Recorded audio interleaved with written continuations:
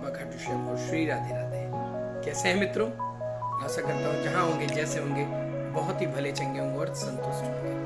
साथियों, आज श्राद्ध के द्वितीय दिन और श्राद्ध में क्या क्या सावधानियां रखनी होती है, किस प्रकार से शास्त्र संबद्ध हम इन उपायों को कर सकते हैं, आज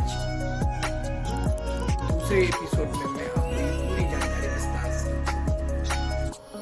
श्राद्ध कर्म की क्या विधि होती है और इसको किस प्रकार से जातक को करना चाहिए जिससे कि उसकी जन्म कुंडली में आए हुए नकारात्मक ग्रहों को कैसे दूर किया जा सके। देखिए, पितृगण की जो संतुष्टि और अपने कल्याण के लिए आप श्राद्ध कर्म को करते हैं, तो इसके लिए श्रद्धा तो बहुत ही जरूरी है। साथ ही साथ इसके विधान के बारे में भी आपका जानना अति आवश्यक है। और जितने विधि से आप इसे करेंगे, आपके पितृ उतने ही आपसे प्रसन्न होंगे। तो साथियों, बहुत ध्यान रखना है कि हम जब भी श्राद्ध करें और जो भी दिन आपका पड़ता है, जिस दिन आपके घर श्राद्ध की तिथि हो, उस दिन सूर्योदय से लेकर के 12 बजे तक हर हालत में, दोपहर के 12 बजे तक तेज रोशनी में आप श्राद्ध कर्म को जरूर कर लें। एक और बहुत ही महत्वपूर्ण बात, जब भी आप श्राद्ध कर्म कराएं तो किसी योग्य जो ब्राह्मण हो, पुरोहित हो, उसे आमंत्रित करें ताकि वो विधिवत आपका इस कार्य को करा पाए। साथियों, श्राद्ध करने के लिए, तर्पण करने के लिए कुछ चीजें बड़ी आवश्यक हैं, उनका होना भी आपको पता होना बहुत आवश्यक है।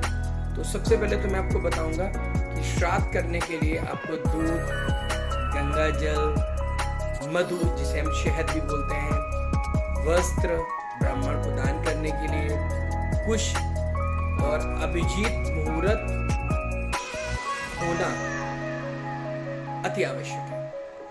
अगर हम बात करें तो जैसे भगवान विष्णु के पसीने से एक वस्तु का निर्माण होता है जिसे हम तिल बोलते हैं। बहुत सारे लोग नहीं जानते हैं कि जो काले तिल होते हैं और जो सफेद तिल होते हैं, ये भगवान विष्णु के पसीने से निर्मित होते हैं और रोम से कुश की उत्पत्ति हुई है। इसीलिए इनका उपयोग श्राद्ध कर्म के लिए अति आवश्यक माना गया है। अगर हम तुलसी दल की बात करें तो तुलसी दल से भी हम पिंडदान करने का विधान है। इससे भी पितर हमारे पूर्ण रूप से तृप्त होकर हमें ढेर सारा प्यार और आशीर्वाद प्रदान करेंगे। तो साथियों, हमें इस कार्य के लिए तुलसी दल को भी शामिल करना चाहिए।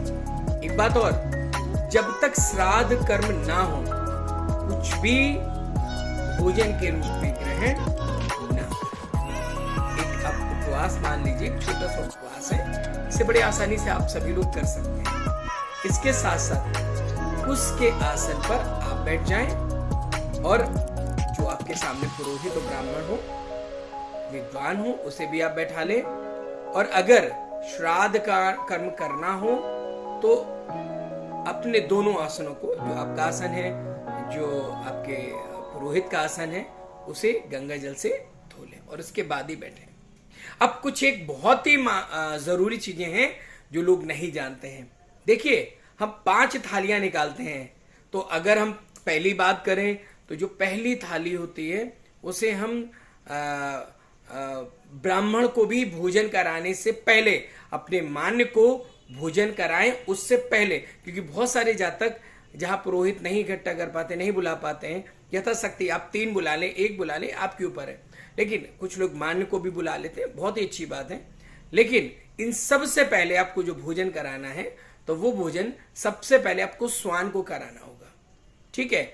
और स्वान को जब आप देंगे तो कौवे को देंगे, देवताओं के लिए निकालेंगे, चींटियों के लिए निकालेंगे, ठीक है, और भूरे पिछले जो लोग हैं उनके लिए निकालेंगे और भिखारी के लिए निकालेंगे। अब दान कैसे करना है, तो उसका तरीका जो भी आपके पितरों को पसंद हो, उनकी पसंद की वस्तुएं बना लें और उसके बाद गाय के लिए एक पत्ते पर सामान रखने के बाद गोभ्ये नमः, ये गो बलि कहलाती है। शास्त्रों में से गो बलि का नाम दिया गया है। तो ओम गोभ्ये नमः इस मंत्र का 11 बार उच्चारण करके गाय के लिए भोजन को अलग कर लें। अब श्वान बलि के लिए मैं बता दूं, श्वान यानी कि कुत्ता, तो कुत्ते के लिए आपको द्वश्वाने नमः, द्वश्वाने नमः इस मंत्र को 11 बार उच्चारण करके आप श्वान के लिए भोजन निकाल दीजिए। तो ये आपका श्वान के लिए निकाला गया भोजन पूर्वज ग्रहण कर लेंगे, एक्सेप्ट कर लेंगे। अब कौवे के लिए जब निकालेंगे तो वायसेभ्ये नमः इस मंत्र का 11 बार जाप करके कौवे के लिए निकाल दीजिए। अब इसके बाद देवबलि की बात करें तो देवताओं के लिए जब निकालेंगे तो ओम देव्ये नमः ऐसे देवताओं के लिए बोल करके 11 बार और उनके लिए भोजन निकाल कर रख देंगे।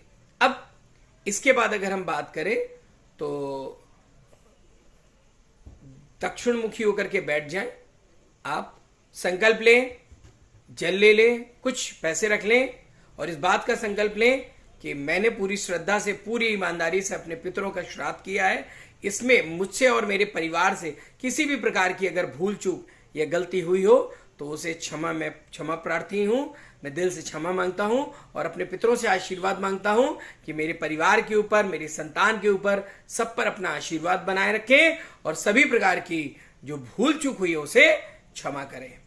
इसके बाद आपके सामने जो विद्वान है उस विद्वान को, उस ब्राह्मण को, उस पुजारी को आप यथासंभव जो कर पाए, जैसे भूमि है, जल है, अन्न है, स्वर्ण है, रजत है, अनाज है, ग्रह है, मतलब इस तरह की कोई भी चीजें आप, घी है, इस तरह की कोई भी चीजें आप उन्हें, वस्त्र है, दान कर सकते हैं। अगर ऐसा आप करते हैं तो निश्चित तौर पे आप ये बात मान लीजिए कि आपके पूर्वज भी विवश हो जाएंगे आपको आशीर्वाद देने के लिए और आपके परिवार को वो इतना आशीर्वाद देंगे कि आपका परिवार, आपका घर दिन दूनी रात चौगनी बरकत करेगा। और सबसे बड़ी बात, कहते हैं मन चंगा तो कटौती में गंगा, क्योंकि पितरों का ये पर्व है। पितृदेव इस धरती पे होते हैं उस समय, तो वो स्वयं देखते हैं कि आपकी श्रद्धा क्या, आप किस प्रकार से हमारे लिए क्या कर रहे हैं। तो जो भी आप कर सकते हैं वो करिए पूरी निष्ठा और पूरी ईमानदारी के साथ। निश्चित तौर पे आपको बहुत अच्छा फल प्राप्त होगा। और इसी के साथ आज दूसरा एपिसोड था श्राद्ध का, जिसमें मैंने आपको पूरा वर्णित किया कि किस प्रकार से आप श्राद्ध की इस विधि को संपन्न कर सकते हैं और इससे अच्छा खासा फल आप प्राप्त कर सकते हैं। तो जिन जातकों की कुंडली में किसी भी प्रकार का पितृदोष है तो इस उपाय को अवश्य करें और इस प्रकार से जब आप श्राद्ध करेंगे तो निश्चित तौर पे आपका और आपके परिवार का कल्याण होगा।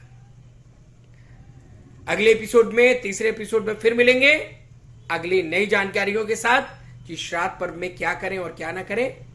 तब तक के लिए आप सभी को ओम श्री सर्व पितृ देवताय नमो नमः।